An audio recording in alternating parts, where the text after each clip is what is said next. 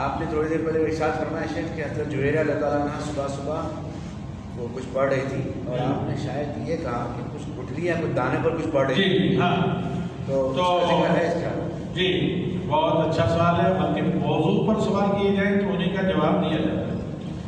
حضرت جویریہ رضی اللہ تعالیٰ اور حضرت غالباً یہ اسے حضرت حبیبہ وغیرہ خیر بعض محدث مومنین سے مروی ہے کہ اللہ کے نبی صلی اللہ علیہ وسلم نے انہیں دیکھا کہ کھجور کی گٹھلیوں یا کھکریوں پر تسبیحات پڑھنی ہے شمار کرنے کے لیے.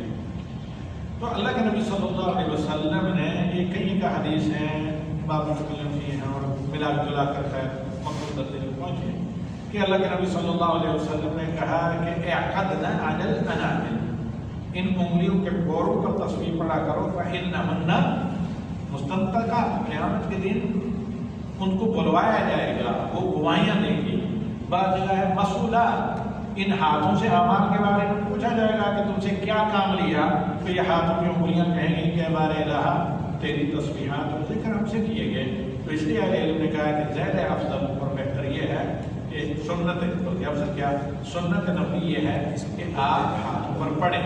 لیکن اگر شمار کرنے کے لیے جو نہیں کہ اس کو مالا کوئی خاص تقدس سمجھ کر کسی خاص قسم کی تصویر کریں، لیکن اگر صرف شمار کے لیے کسی اور چیز پر پڑھتے ہیں دانوں وغیرہ پر تو یہ حق نہیں. جو بعض جس کو کہتے ہیں نو اماؤنٹ اسٹوڈنٹ فوری طور پر فیصد بعد پر لگا دیتے ہیں تو یہ جہالت ہے. تو اگر اہل علم کے سلسلے میں آپ مطالعہ دیکھیں گے کہ نبی صلی اللہ علیہ وسلم نے منع نہیں کیا، کہا کہ دیکھیے اس کی فضیلت یہ ہے کہ ہاتھوں کی انگلیوں پر آپ پڑھیں، یہ انگلیاں قیامت کے دن گواہی دیں. اور کیا بات ہے جب اور سے لوگ کر رہے تھے میں نے کہا تھا سختی کے ساتھ کہ بھائی کیونکہ جب ہمیں اتنا علم نہیں تھا جب سختی کے ساتھ کہا تھا کہ نہیں صرف آپ کی انگلیوں پر پڑھیں کسی اور طریقے سے پوائنٹنگ کریں گے تو غلط ہے. ہاں کوئی خاص اس کو عادت نہ بنائیں، لازم نہ سمجھیں کہ بدعت بن جائے، کوئی خاص تبرک نہ سمجھیں کہ بنائیں کہ دی ہوئی ہے کیا فلاں کھجور اس کی کھجور کی گٹھلی یا زیتون کے بیج وغیرہ کی، ایسا نہیں. صرف اور صرف اس کی حساب کرنا ہے. ایک آدمی کے لیے عادت نہیں ہے، آسان رہتا ہے تو کوئی مسئلہ نہیں. افضل اور سنت نبی یہ ہے کہ نبی صلی اللہ علیہ وسلم نے جس کی رہنمائی کی ہے وہ یہ کہ ہاتھوں کے بوروں پر اور تسبیحات پڑھے ذکر اذکار کریں، اور یہی نبی صلی اللہ علیہ وسلم کا معمول بھی رہا ہے اور اسی میں خیر ہے. کل خیر کے اتباع من سلف وہ شرط کے ابتداء میں. چلیے اس کے بعد والے جی آپ لوگوں میں سے کسی کو کوئی کوشچن تو نہیں کرنا ہے؟ ہاں اس کا مطلب ایک بھائی مدینے سے ایک بھائی یہاں سامنے بیٹھے ہوئے، آپ نے غالباً آواز تو نہیں بھیج سکتی. چلیے آپ بولیے تاکہ آپ کے بھتیجے وغیرہ بھی سن لیں. جی مبشر فرمائیے. طیبہ طاہرہ سے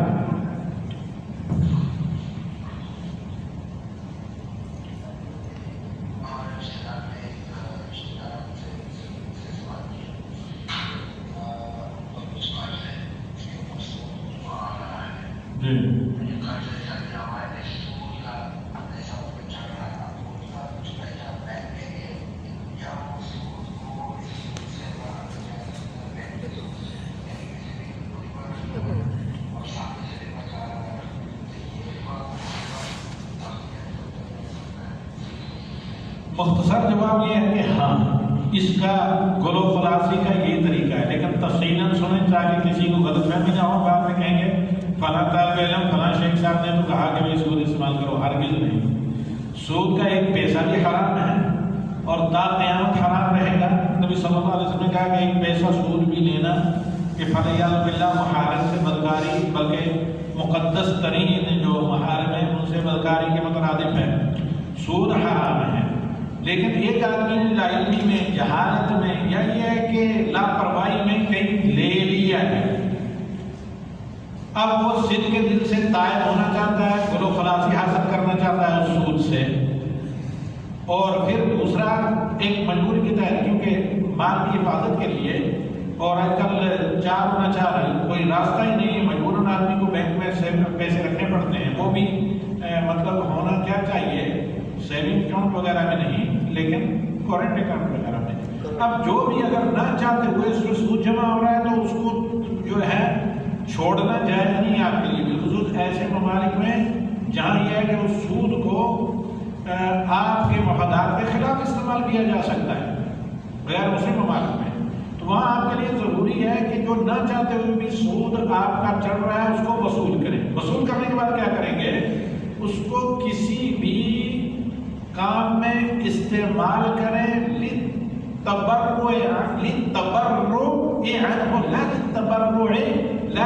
غور سے سنیں میرے الفاظ، حتیٰ کہ ایکسینٹ اور پرونانسیشن کے ساتھ، للتبرع عنہ، حمزہ کے ساتھ، لا للتبرع به، صدقہ کرنے کے لیے نہیں بلکہ اس سے جان چھڑانے کے لیے، بیزار کی برات دار کرنے کے لیے۔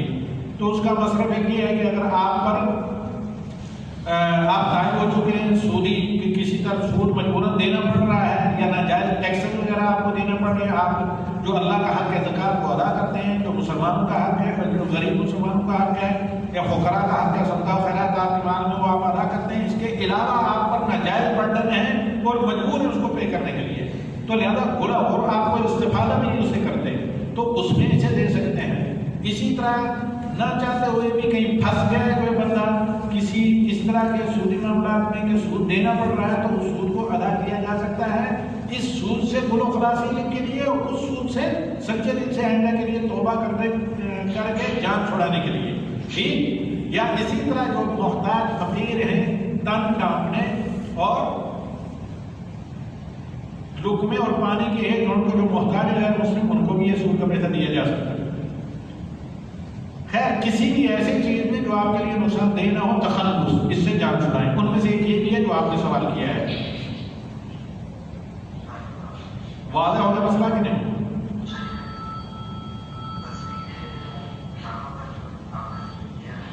جی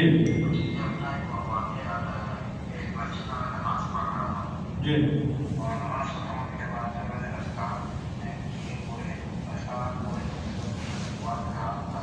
جی جی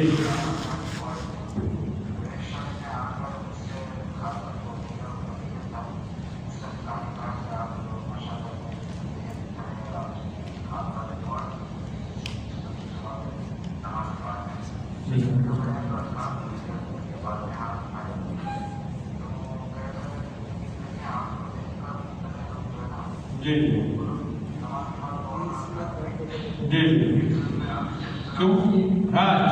چونکہ آپ شیخ لکھ رہے ہیں، دوسری یہ ہے کہ نماز فرض نماز کے بعد ہاتھ اٹھانا دعا ثابت ہی نہیں ہے، اذکار ثابت ہے۔ فرض نماز کے بعد جو دعا حقیقت ثابت ہے وہ سلام پھیرنے سے پہلے، حتیٰ کہ آپ اپنی مادری زبان میں کریں، سلام پھیرنے سے پہلے دعا ثابت ہے فرض نماز میں۔ اس پر تفصیل امام ابن قیم نے لکھا ہے۔ واضح؟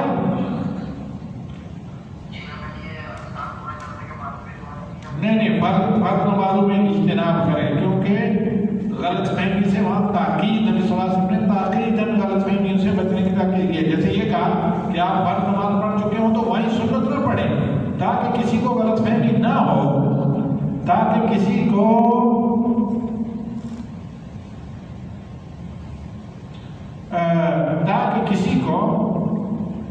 یہ شبہ نہ ہو کہ آپ فرض نماز میں اضافہ کر رہے ہیں۔ اس لیے کہا گیا یا تو بات کر لیں یا اس جگہ سے کچھ چینج کر لیں۔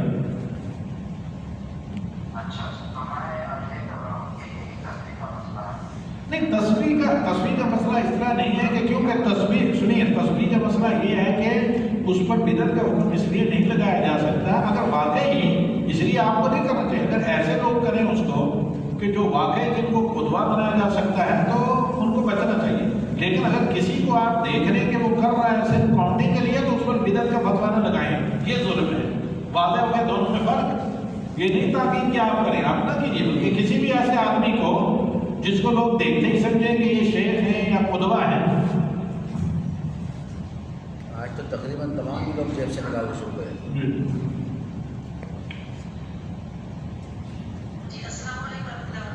وعلیکم السلام ورحمۃ اللہ وبرکاتہ۔ واللہ کیونکہ اس وقت پہنچا جب میں پریزنٹیشن وغیرہ مشغول تھا، میں نے آڈیو تو نہیں دیکھا، لیکن یہیں آپ سوال کریں کیا؟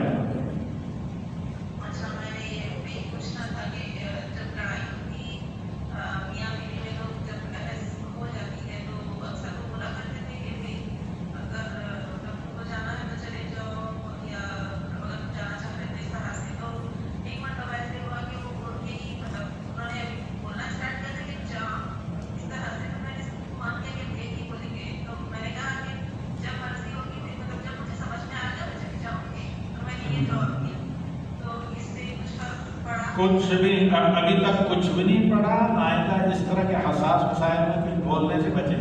और बिल्ला पढ़े वहाँ से साइड पर हो जाए और इस मसले को जल्दी अपने बड़ों को बुलाकर इस मसले को दोनों आप जल्दी हल करें कि कहीं शैतान को मौका ना मिले और फिर बाद में दोनों को पछताना पड़े और बच्चे बेचारों को विक्टिम बनना पड़े। इससे कुछ भी नहीं हुआ। अगर इतना ही है जो आपने बताया, अगर इतना ही है आगे पीछे कुछ और नहीं, जितना आपने बताया तो इससे कुछ फर्क नहीं पड़ता।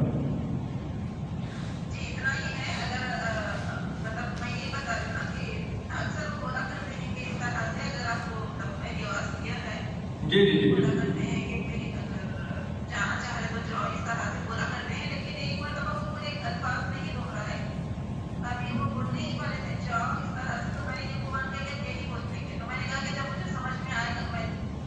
यही है ना। अगर इसलिए कहते हैं अल्फाज बड़े खतरनाक होते हैं, जब ये ज़बान से निकल जाए तो कमान से निकले हुए तीर की तरह होते हैं। ज़बान से निकल जाए कमान से निकले हुए तीर की तरह होते हैं। तो अगर इसी में आप ये कह दिए कि हाँ आप हमेशा कहते रहेंगे मैंने इख्तियार कर लिया है तो बेड़ा गर्क हुआ था, तो इसलिए बहुत समय सोच कर अल्फाज इस्तेमाल किया करें। चूँकि आपने कहा जब मेरी मर्जी चली जाऊंगी तो इससे कुछ नहीं होता, लेकिन अगर कभी आपने ये कह दिया मैंने कहा था जब मेरी मर्जी चली जाऊंगी, ये मैं अपनी इख्तियार को इस्तेमाल करके जा रही हूँ, तो फिर पता साफ हो गया, कम से कम एक तलाक में वाक़या हो जाएगी। क्योंकि शौहर तलाक के लिए अपनी बीवी को वकील बना सकता है, कह सकता है कि भाई तुम्हें इख्तियार है, तुम तलाक ले सकती हो, और फिर वो कभी भी अपने इख्तियार को इस्तेमाल कर सकती है। शौहर के हाथ में कुछ भी नहीं रहेगा सवाए कभी अफसोस करने और पशेमानी के। ये तलाक के मसले बड़े हसास हैं, इनमें जरा ज़बान को बंद रखा जाए तो बेहतर है।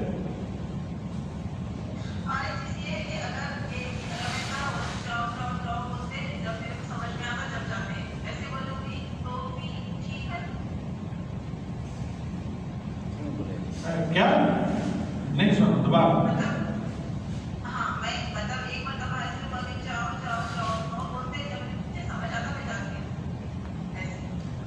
वल्लाह आलम तफसील को बेहतर है तो हम काजी के पास जाएं, या अगर आप सऊदी अरब में हैं तो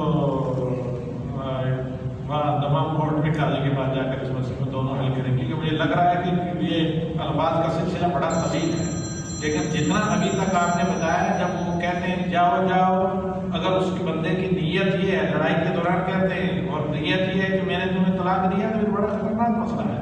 तलाक के मसाइल में या मुफ्तियान की तरफ से आप एक इल्मी नुक्ता नज़र से एक मालूमात के लिए, फ़िक़ी मालूमात के लिए तो हम आपको बता सकते हैं, लेकिन ये कि फतवा नहीं ऐसा है ये नहीं है, ये सिर्फ यहाँ कोर्ट का इख्तियार है, बल्कि कोर्ट का भी नहीं है। आजकल हर एरिए में एक मुफ्ती हैं, जैसे कि यहाँ पर ईस्टर्न प्रोविंस में एक मुफ्ती हैं, तो उन्हीं के इख्तियार में डिस्कनेक्शन हो गया।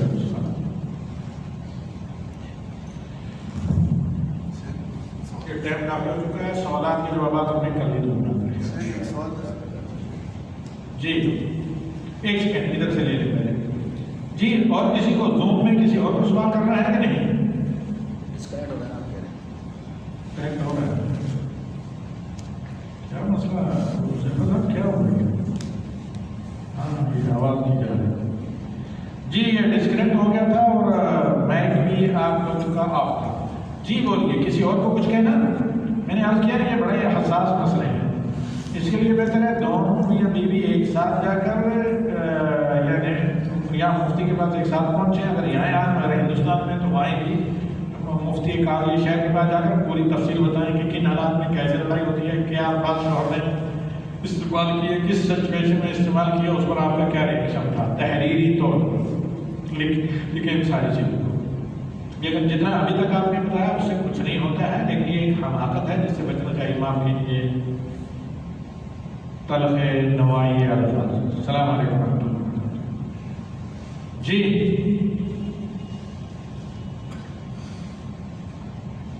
सलाम अलैकुम। थोड़ा सा वक्त है हमारे पास में ख्याल में, लेकिन सवालात बहुत ज़्यादा हैं। अलकल जी, किसी और को तो कुछ कहना? अलकलम शोभा निस्मा के वालेकुम सलाम रहमतुल्लाहि व बरकातहू जी। جی شمشاد الحمدللہ اللہ کا شکر ہے.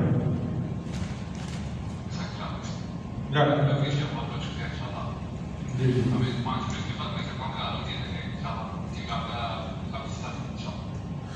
چلیے شکریہ.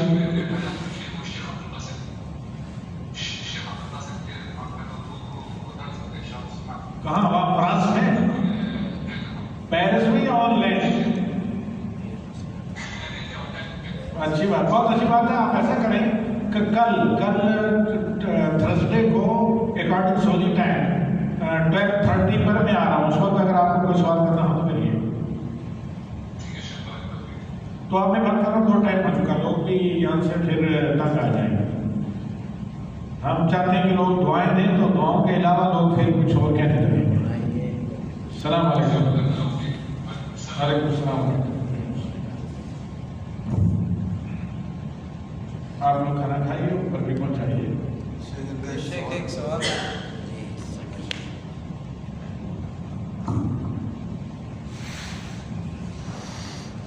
یہ شیخ صاحب سوال تھا کہ کوئی عورت پریگنینسی کی وجہ سے اور موسم بھی اچھا نہیں تھا، اس وجہ سے روزے نہیں رکھ سکی. جی ٹھیک ہے، اور وہ سال پورا ہو گیا نہیں رکھ سکی، جی 2-3 سال ہو گئے، جی. وہ کس طرح رکھیں گے؟ اگر روزہ رکھ سکتی ہے، روزہ کر سکتی ہے تو کریں اور کفارہ بھی دیں. اگر نہیں طاقت ہے تو صرف کفارہ دیں، اللہ معاف کرے. تو کفارہ کیا ہوگا؟ کفارہ ہر روزے کے بدلے ایک مسکین کا کھانا. روزے کے بدلے ایک مسکین ہر روزے یا روزے کے ساتھ ایک مسکین؟ نہیں، روزے کے ساتھ نہیں، ایک روزے کے بدلے ہی دفعہ 30 مسکینوں کو بلا کر کھلا سکتے ہیں. حضرت ابن مسعود، حضرت انس کی طرح.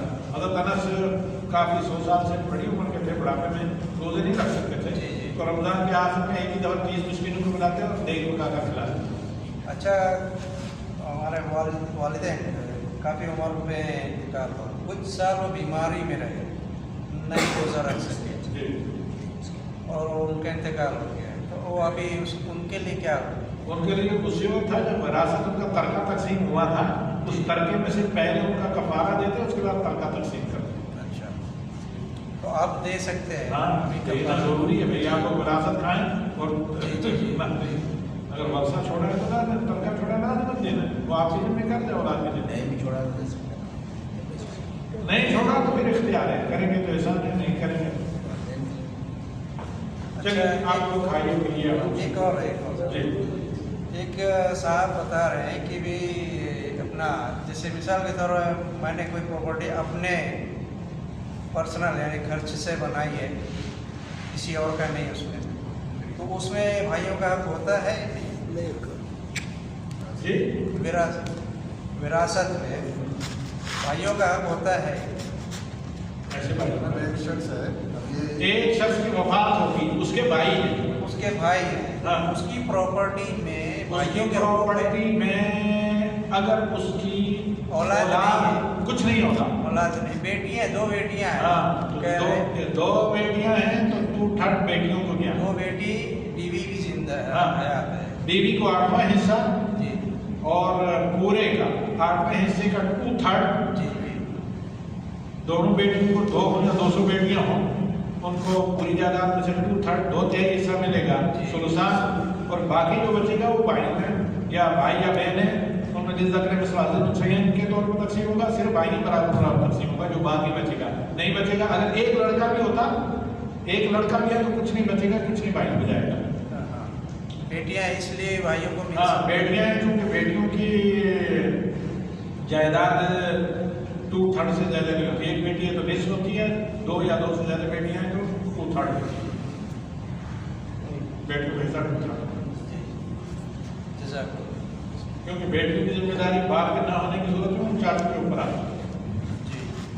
جی جی بس اب اس کو کلوز کریں.